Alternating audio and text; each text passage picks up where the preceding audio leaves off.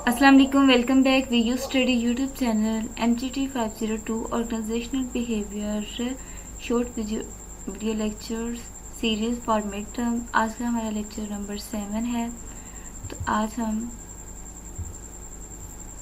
Today topic हमारा है ये next the importance of values को लेके चल रहे हैं। इसके बाद हमारा एटीट्यूड आ जाएगा, वैल्यूज़ के बाद एटीट्यूड आएगा, फिर परसेप्शन, फिर मोटिवेशन, इसके बाद बिहेवियर। तो अभी वैल्यूज़ पे बात करेंगे हम।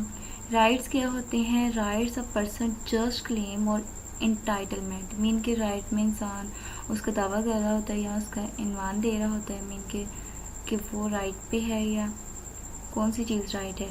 Focus on the person actions और the actions of other toward the person.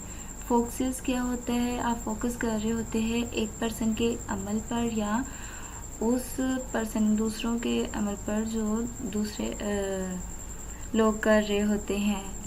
Legal rights वो होते हैं मीन के जो कानूनी तौर पर जिनके ऊपर अमल पैरवा किया जाए, जैसे defined by a system of laws, जिसमें लॉज को पूरा सिस्टम एक होता है, जैसे कि हाई कोर्ट वगैरह के इस तरह के होते हैं, वो वाली बात की जा रही है।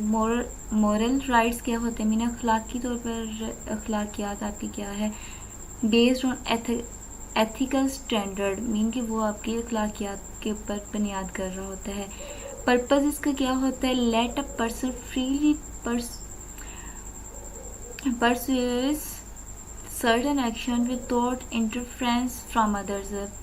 इसका पर्पस ये होता है कि लोग आज़ादाना तौर पर दलाइल दे सकें किसी ख़ास अमल के ऊपर, मीन कि जो आपका एक्शन है, रद्द अमल है, उसके ऊपर किसी दूसरे की मुखालफत के बगैर।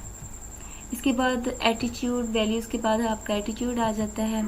एटीट्यूड में क्या होता है? एटीट्यूड को हम डिफ़ाइन करते हैं। एटीट्यूड हमारा एक मेंटल स्टेज जो होता है जिसमें हम लर्न कर रहे होते हैं और उसके बाद रीड कर रहे होते हैं दूसरों के जो एटीट्यूड्स होते हैं, और एक्सपीरियंस के थ्रू भी ये होता है। यहाँ पर बेसिकली हम जो बात करेंगे वो ऑर्गेनाइजेशनल पॉइंट ऑफ व्यू से करेंगे कि ऑर्गेनाइजेशन में कैसा एटीट्यूड होना चाहिए, ताकि वहाँ पर तो गोल्स को अचीव करना होता है। गोल्स क्या होंगे वहाँ के कि ऑर्गेनाइजेशन अच्छे से माशरे में, सोसाइटी में सर्वाइव कर सके और उसकी जो प्रोडक्टिविटी है वो हाई हो जाए। तो an attitude is a mental stage of readiness learn and organise through experience, जिसको इंतज़ाम किया जाता है, आप एक्सपीरियंस तजर्बा करते हैं। Exerting a specific influence on a person, जो एक इंसान के ऊपर बहुत ना स्पेसिफिक ख़ास किस्म का असर करती है रिस्पॉन्स टू पीपल, और जिसका लोग ही जवाब दे रहे होते हैं। ऑब्जेक्ट्स एंड सिचुएशंस के अकॉर्डिंग, सूरत हाल के अकॉर्डिंग ही लोगों ने उसका एटीट्यूड्स का एक्शन का रिएक्शन करना होता है, with which it is related, जो उससे रेलिवेंट होता है। A persistent tendency to feel and behave in a particular way towards some objects, इसको परसिस्टेंस करते हैं, मीन कि उसके ऊपर आप इंसिस्ट कर रहे होते हैं टेंडेंसी को कि वो फील आज़ादाना तौर पर बिहेव कर सके पर्टिकुलर वे में, मीन के ख़ास रास्ते में, एक ख़ास तरह से टूवर्ड सम ऑब्जेक्ट्स, किसी भी ऑब्जेक्ट के अगेंस्ट आज़ादाना वो बिहेव का अपने का इजहार कर सके जो उसने फील किया होता है। तो यहाँ पर आपको MCQs आ सकते हैं। इसके अलावा आपको शॉर्ट क्वेश्चन भी आ सकते हैं 2 नंबर का। कंपोनेंट्स ऑफ एटीट्यूड्स के कौन कौन से कंपोनेंट होते हैं? जो कोग्निटिव कंपोनेंट में आता है फर्स्ट, वो थिंकिंग पॉइंट ऑफ व्यू से आएगा। अफेक्टिव जो होता है, मीन कि आप जो फील कर रहे होते हैं उसके पॉइंट ऑफ व्यू से आएगा। बिहेवियर, जो आपने एक्शन का रिएक्शन करना होता है या आपने एक्शन करना होता है उसके पॉइंट ऑफ व्यू से आएगा। तो नेक्स्ट इसकी डिटेल आएगी। एटीट्यूड्स होता है कि आई इवेल्युएट स्टेटमेंट और जजमेंट कंसर्निंग ऑब्जेक्ट्स, पीपल और इवेंट्स, कि आपने उसका अंदाज़ा लगाना होता है, मीन कि आपने उसको इवेल्युएट करना होता है और जजमेंट करनी होती है। मे भी वो कोई ऑब्जेक्ट हो सकते हैं, लोग हो सकते हैं, कोई भी वाक़या हुआ हो उसके अगेंस्ट आपने उसको इवेल्युएट करना होता है। अब कोग्निटिव कंपोनेंट क्या होते हैं? हमने पहले पीछे बात की है कि वो थिंकिंग पॉइंट ऑफ व्यू से होते हैं। Of an attitude is the opinion और believe segment of an attitudes, mean कि ये ऐसा एटीट्यूड्स होता है जो आपकी राय पर, आपके यकीन के ऊपर मबनी होता है। अफेक्टिव पॉइंट ऑफ व्यू जो आप फील कर रहे होते हैं इज इमोशन और feeling segment of an attitude. ये जो अफेक्टिव कंपोनेंट होते हैं जो आपने फील किया होता है उसी के अकॉर्डिंग आपने नेक्स्ट बिहेव करना होता है ना, तो वो इमोशंस और आपकी फीलिंग को बता रहा होता है। बिहेवियर जो कंपोनेंट होता है of an attitude is an intention to behave in a certain way towards someone और समथिंग, कि आप खास तरीके से किसी भी चीज़ या किसी भी लोग के ऊपर रिएक्ट कर रहे होते हैं कि आपने ये बात ठीक नहीं की या ऐसा ये गलत हो सकता है, इस तरह का होता है। सोर्सेज ऑफ एटीट्यूड्स कौन कौन से हो सकते हैं, आप उसमें आपके टीचर्स हो सकते हैं, पेरेंट्स हो सकते हैं, acquired from parents, teachers and peer groups member, genetic predisposition हो सकती है, ऑब्जर्वेशंस हो सकती है, attitudes that we imitate mean कि आप जो मुशाहिदा करके हासिल कर रहे होते हैं वो भी आपके एटीट्यूड्स होते हैं। जेनेटिक तौर पर बहुत लोग अग्रेसिव होते हैं, इनके हर एक इंडिविजुअली तौर पर दूसरों से मुख्तलिफ होता है। आप अपने पेरेंट्स को जैसा देखते हैं किसी चीज़ के ऊपर रिएक्ट करता हुआ वैसा ही रिएक्ट कर रहे होते हैं। टीचर्स को अगर आपकी बहुत काम पर्सनैलिटी वाले टीचर्स बहुत होते हैं, अगर वो जैसा बिहेव कर रहे होते हैं, एटीट्यूड दिखा रहे होते हैं, आप वैसा ही करते हैं। आप स्पेशल किस्म के आप फ्रेंड्स वगैरह में रहते हैं, ग्रुप आपने बनाए होते हैं, जैसा उनका आपस में बिहेव होगा वैसे ही आप अपना एटीट्यूड शो कर रहे होते हैं। इसके बाद है वेरियर स्टेटमेंट और जजमेंट कंसर्निंग ऑब्जेक्ट्स, पीपल और इवेंट्स। तो यहाँ पे हम सोर्स ऑफ एटीट्यूड्स देख रहे हैं। तो ये हमने सोर्स ऑफ एटीट्यूड पीछे भी देखे थे, तो वो कौन कौन से होते हैं, हमारे parents, teachers, peer groups, genetics, predispositions, observations, attitudes that we imitate mean कि इन सब ज़राए से हम क्या करें, अपना हमारा एटीट्यूड्स क्रिएट हो रहा होता है। Attitude less stable then values, तो जो आपका एटीट्यूड्स होता है वो लेस स्टेबल होता है, मीन कि जो वैल्यूज़ आपकी होती है उनके ऊपर आपको 100% यकीन होता है। एटीट्यूड्स आपका वक्त के साथ चेंज होता रहता है। टाइप्स ऑफ एटीट्यूड्स क्या होती है, अब ऑर्गेनाइजेशनल पॉइंट ऑफ व्यू से हम बात कर रहे हैं। तो टाइप्स ऑफ जो एटीट्यूड्स है जॉब सेटिस्फेक्शन के लिहाज से कि एक एम्प्लॉय जॉब से कितना सेटिस्फाई है उसी के अकॉर्डिंग वो वर्क कर रहा होगा। जॉब में इन्वॉल्वमेंट उसकी कितनी है, मीन कि उसमें कितना पार्टिसिपेट कर रहा है। ऑर्गेनाइजेशनल की कमिटमेंट उससे क्या है कि वो ऑर्गेनाइजेशन के जो पर्पस है, जो गोल्स हैं, उसको अचीव करने में वो कितना सक्सेसफुल है। तो ये इसमें होता है। टाइप्स ऑफ एटीट्यूड्स ये भी आपको एमसीक्यूज में और शॉर्ट क्वेश्चन में अक्सर आ जाता है, मिड टर्म के भी और वैसे भी अब जो आपकी एक्टिविटीज स्टार्ट होनी है।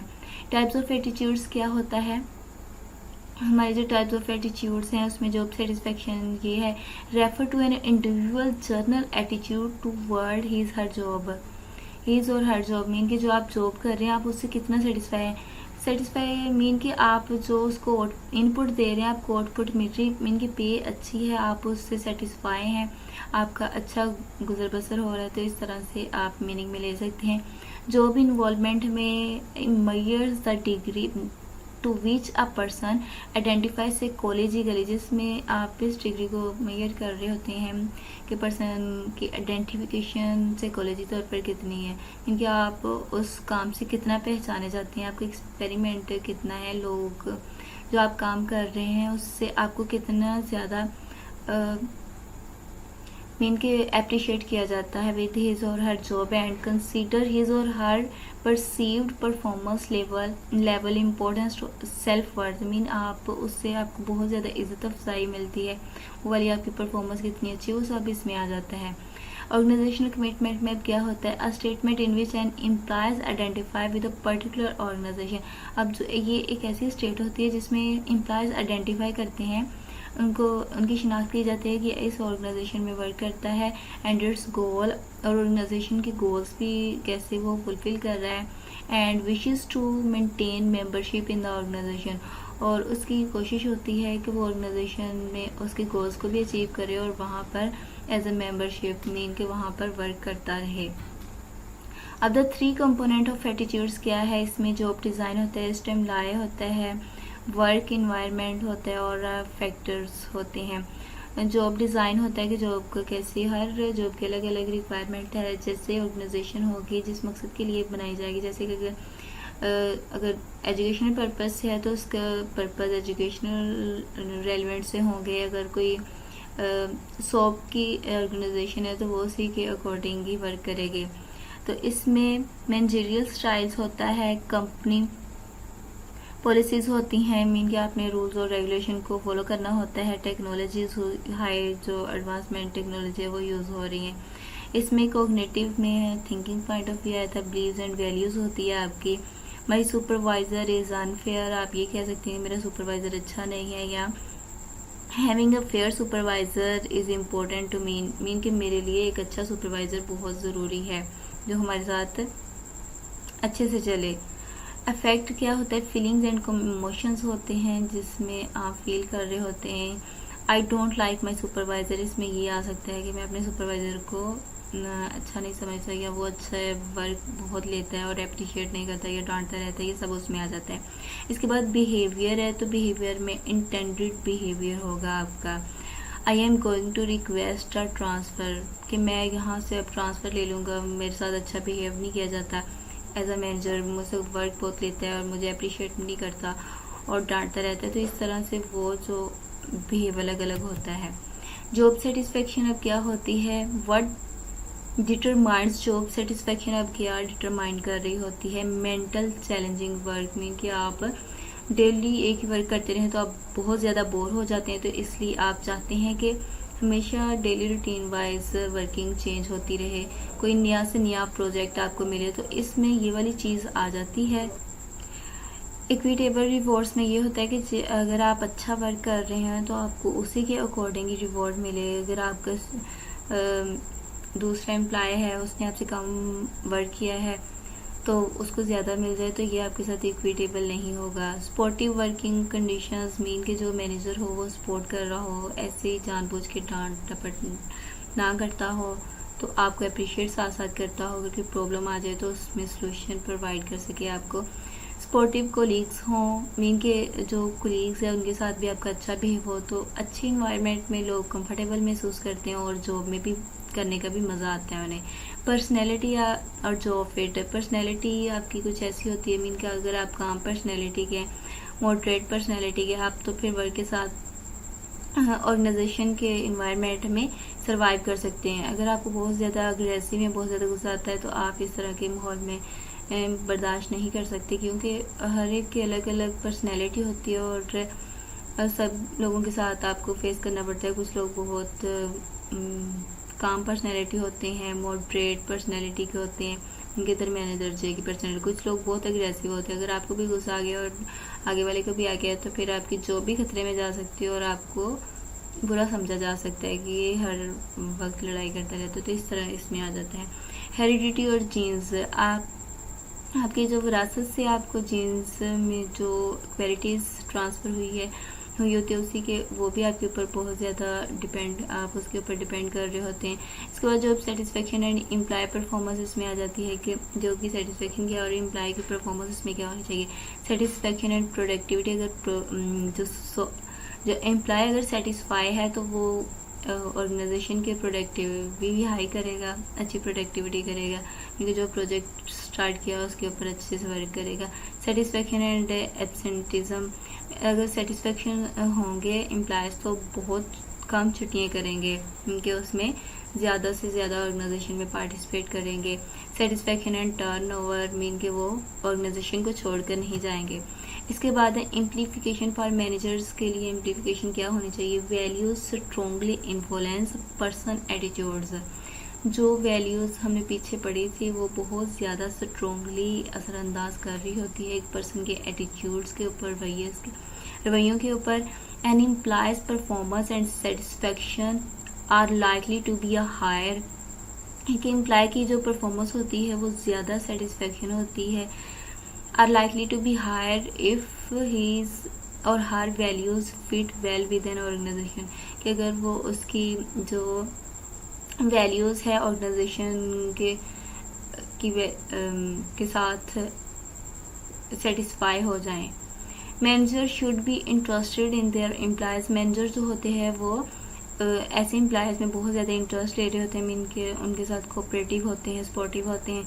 Attitudes, because attitudes give warning sign of potential problem. Attitudes जो आपके रवैये होते हैं वो एक वार्निंग साइन भी होते हैं और पोटेंशियल प्रॉब्लम, इनके प्रॉब्लम को सॉल्व करने में भी हेल्प कर रहे होते हैं। And because their influence behaviour, क्योंकि जो आपका एटीट्यूड होगा वही इन्फ्लुएंस बिहेवियर के ऊपर असरअंदाज हो रहा होता है। तो यहाँ तक आज what is mean by job satisfaction. अब जॉब की सेटिस्फेक्शन से लिहाज से क्या हम इसका मतलब ले सकते हैं कि जॉब की सेटिस्फेक्शन क्या होती है। Job satisfaction is an emotional response to a job situation. Mean कि जॉब के लिहाज से आप इमोशनल तौर पे बता रहे होते हैं कि मैं सेटिस्फाई हूँ, एनवायरनमेंट का माहौल, ऑर्गेनाइजेशन का माहौल भी बहुत अच्छा है, मैनेजर आपको बहुत ज़्यादा सपोर्टिव है और आपको पे भी अच्छी मिल रही है, तो आप ऑब्वियसली सेटिस्फाई होंगे। Job satisfaction determined by how well outcomes meet और एक्सीड। मीन कि जो आप उसको इनपुट दे रहे हैं उसकी आपको आउटकम्स जो आपको पे मिल रही है उससे आप सेटिस्फाई हो, मीट और एक्सीड एक्सपेक्टेशंस है, मीन कि आपकी तवक्कुआत से बढ़ जाए। Job satisfaction represent several related attitudes. Job अगर सेटिस्फाई है तो इससे रिप्रेजेंट बहुत से एटीट्यूड्स होते हैं। द वर्क इटसेल्फ, लोग वर्क कर रहे होते हैं, उन्हें पे मिल रही होती है, प्रमोशन अपॉर्चुनिटीज़ उन्हें मिल रही होती है, सुपरविजन और कोवर्कर्स होते हैं इसमें। इसके बाद है attitude associated with job satisfaction. Work itself होते हैं, लोग वर्क कर रहे होते हैं, जॉब की उनकी सिक्योरिटी होती है, सुपरविजन होती है, कोवर्कर्स होते हैं, प्रमोशन अपॉर्चुनिटीज़ होती है, पे होती है, वर्किंग कंडीशंस के ऊपर डिपेंड कर रहा होता है। आउटकम्स ऑफ जॉब सेटिस्फेक्शंस, अगर सेटिस्फेक्शन होगी एम्प्लॉयज़ को तो वो प्रोडक्ट ऑर्गेनाइजेशन की प्रोडक्टिविटी भी हाई होगी। सेटिस्फेक्शन होगी तो वो ऑर्गेनाइजेशन को छोड़ के नहीं जाएंगे। सेटिस्फेक्शन एंड एब्सेंटिज्म, तो बहुत कम छुट्टियाँ करेंगे, इनके वर्क के ऊपर फोकस करेंगे। सेटिस्फेक्शन एंड सिटीजनशिप बिहेवियर होगा उन्हें। इसके बाद है the affect of job satisfaction on employees. अब जो जॉब सेटिस्फेक्शन है एम्प्लॉय के ऊपर कैसे इफेक्ट कर रही होती है ये आपको लोग पहचाना सकते हैं। सेटिस्फेक्शन एंड प्रोडक्टिविटी होती है, इनकी ये एम्प्लॉय की परफॉर्मेंस के ऊपर कैसे इफेक्ट करती है। Satisfaction and productivity, satisfied workers are not necessarily more productivity. Mean के जो वर्कर्स सेटिस्फाई होते हैं वो are not necessarily more productivity, ज़्यादा प्रोडक्टिविटी क्रिएट नहीं कर रहे होते। मीन के कहते हैं जितना हो गया बस ठीक है, उसी के ऊपर डिपेंड कर रहे होते हैं। Work productivity is higher in organisation with more satisfied workers. जो वर्क प्रोडक्टिविटी अगर ज़्यादा होगी ऑर्गेनाइजेशन में तो जो वर्कर्स जो होंगे वो बहुत ज़्यादा सेटिस्फाई होंगे। इसके बाद है satisfaction and absenteeism. Satisfied employees have fewer avoidable absence. Mean के जो एम्प्लॉयज़ अपनी जॉब से सेटिस्फाई होंगे वो बहुत कम छुट्टियाँ करेंगे, मीन की कोशिश करेंगे कि उनकी छुट्टियाँ ना हों, अवॉइड करेंगे उससे। Satisfaction and turnover, satisfied employees are less likely to quit. Mean कि वो ऑर्गेनाइजेशन को छोड़ के नहीं जाएंगे। Organisation takes action to cultivate high performance and to weed out low performance. अब ऑर्गेनाइजेशन भी देखते हैं अगर उन्हें हाई परफॉर्मेंस के एम्प्लॉयज़ मिल रहे हों तो उनको वो हाई कर लेते हैं, और लो परफॉर्मेंस के हों तो उन्हें ऑर्गेनाइजेशन से रिज़ाइन करवा देते हैं, निकाल देते हैं। Job satisfaction and OCB, organisation citizenship behaviour होता है ओसीबी, ये आपको मे बी एमसीक्यूज में आ जाए। Satisfaction and organisation citizenship behaviour OCB satisfy employee who feel fairly treated by and are trusted of the organisation. Satisfied जो employee होते हैं वो आज़ादाना तौर पर ट्रीट किए जाते हैं, मीन के वो फ्री होते हैं, इतनी ज़्यादा टेंशन नहीं लेने वाले होते। फील कि उनके साथ इंसाफ हुए इस तरह वो फील कर रहे होते हैं कि ज़्यादा माहौल है, और वो ऑर्गेनाइजेशन के ऊपर ट्रस्ट कर रहे होते हैं, मोर विलिंग, और बहुत ज़्यादा ऑर्गेनाइजेशन के साथ लगाव रखते हैं to engage in behaviours that go beyond the normal expectations of their job. क्योंकि वो उनके जो बिहेवियर है वो ऑर्गेनाइजेशन के साथ एंगेज हो जाता है, that go beyond the normal expectations of their job. As अगर उन्हें जॉब की सेटिस्फेक्शन नहीं होंगे तो फिर उनका ज़्यादा लगाव और ऑर्गेनाइजेशन की प्रोडक्टिविटी के ऊपर इतना ज़्यादा ध्यान नहीं होगा। आगे है are happy workers better workers. अगर वर्कर्स हैप्पी हैं, उन्हें जॉब से सेटिस्फेक्शन है, तो ओबियसली वो वर्क अच्छा करेंगे ताकि वो उस ऑर्गेनाइजेशन में रहें और ऑर्गेनाइजेशन की ग्रोथ में अपना भरपूर जो पार्टिसिपेशन है वो करें। सेटिस्फेक्शन कॉजेज परफॉर्मेंस, और सेटिस्फेक्शन की वजह से परफॉर्मेंस हाई होती है। परफॉर्मेंस कॉजेज सेटिस्फेक्शन, और परफॉर्मेंस की वजह से सेटिस्फेक्शन होती है। Reward causes both performance and satisfaction. ये आपके एमसीक्यूज में आ सकता है। रिवॉर्ड क्या कॉज कर रहा होता है, परफॉर्मेंस को भी और सेटिस्फेक्शन को भी। इसके बाद है सेटिस्फेक्शन परफॉर्मेंस रिलेशनशिप। 3 व्यूज़ के थ्रू मैं आपको बताऊंगी कि सेटिस्फेक्शन जो होती है, जो एम्प्लॉयज़ इत्मीनान में होते हैं, परफॉर्मेंस उनकी रिलेशनशिप क्या है।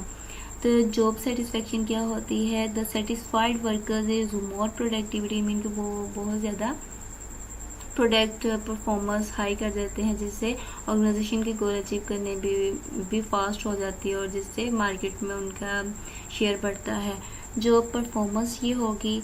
इसके बाद जॉब सेटिस्फेक्शन है, the more productivity worker is satisfied. जब बहुत ज़्यादा हाई प्रोडक्टिविटी होगी तो जो वर्कर है वो भी सेटिस्फाइड होंगे, तो जॉब परफॉर्मेंस भी हाई होगी।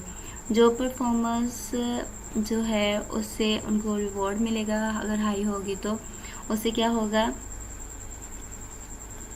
परसीव्ड इक्विटी होगी उनको, मीन कि उन्हें वहाँ पर इक्विटी बराबरी फील करेंगे कि उन्हें अच्छे वहाँ पर जो है आउटपुट के साथ साथ उन्हें वहाँ पर इज्जत भी मिल रही, रिस्पेक्ट भी मिल रही है। जॉब सेटिस्फेक्शन उनकी हाई हो जाएगी। इसके बाद है रिस्पॉन्स टू जॉब डिससेटिस्फेक्शन में क्या होता है, इसमें एक्टिव, डिस्ट्रक्टिव, पैसिव और कंस्ट्रक्टिव होगी। अगर लॉयल्टी होगी, मीन कि जॉब के साथ बहुत ज़्यादा लगाव रखते हैं, तो कंस्ट्रक्टिव प्रोडक्टिविटी होगी। अगर एक्टिव है तो वॉइस होगी। अगर डिस्ट्रक्टिव है तो एग्जिस्ट होगा। अगर पैसिव है तो फिर नेग्लेक्ट, मीन कि वो नेग्लेक्ट कर दिए जाएंगे। बैरियर्स टू चेंज एटीट्यूड्स, कौन से बैरियर्स है जो एटीट्यूड्स को, आपके रवैयों को चेंज कर देते हैं। पीरियड कमिटमेंट्स होती हैं, इनसफिशिएंट जो इन्फॉर्मेशन होती है वो आपके एटीट्यूड्स को चेंज कर देते हैं। यहाँ पे है both personality and attitudes are complex cognitive processes होते हैं। कोग्नेटिव मैंने आपको बताया था, थिंकिंग पॉइंट ऑफ व्यू से होता है। आपकी जो शख्सियत होती है और आपका जो रवैया है वो दोनों ही बहुत एक कॉम्प्लेक्स कोग्नेटिव प्रोसेस है। The difference is that personality usually is thought of as the whole person. जो आपके डिफरेंसेस मीन कि आपको डिफर किया जाता है, दूसरों से मुख्तलिफ समझा जाता है, आपकी पर्सनैलिटी के लिहाज से आमतौर पर समझा जाता है, सोचा जाता है इस बारे में क्या होल पर्सन वाइल एटीट्यूड में make up the personality, mean कि एक मुकम्मल इंसान और उसका जो रवैया है वो उसकी पर्सनैलिटी को बिल्ड कर रहा होता है। तो यहाँ तक आज का हमारा लेक्चर था। होप सो कि ये लेक्चर आपके लिए हेल्पफुल हो, तो please like and subscribe my channel for latest update. अगर आपको फिर भी इसमें कोई प्रॉब्लम आ रही हो तो आप कमेंट सेक्शन में कमेंट कर सकते हैं। तो ओके, अल्लाह हाफिज़।